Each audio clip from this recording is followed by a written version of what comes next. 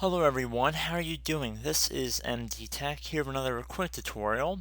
In today's video, I'm going to show you guys how to hopefully resolve the video schedule internal error you might be getting on your Windows computer.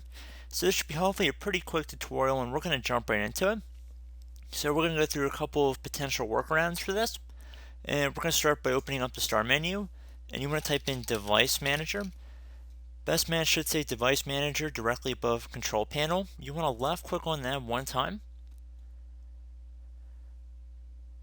And now that we're in Device Manager, you want to expand the Display Adapters view by left clicking the little arrow next to it. And now whatever display adapter is listed here, you want to right click on it and then left click on Properties. Now you want to go up to the Driver tab. And the first thing I'd recommend doing is trying to update driver, so select that option. And then you want to search automatically for updated driver software. And if it says the best driver is already installed, search for updates on Windows Update as well. So I'd recommend conducting a Windows Update search for it as well.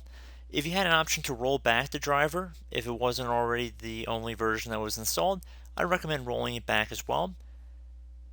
And in between both of those, I'd recommend restarting your computer. If you're still experiencing the issue, I would take note of whatever display adapter is listed here. Because I'm in a virtual environment, it has a VMware display adapter. Most of you guys should have an AMD or NVIDIA display adapter. You want to go online. So using any web browser, it doesn't really matter. I would recommend navigating over to Google. And this is pretty much the same whether using NVIDIA or AMD. I've done tutorials like this in the past. And all you pretty much want to do is just type in NVIDIA display adapter download. And you want to hit enter. And you'd want to go on NVIDIA's website here and just select download drivers.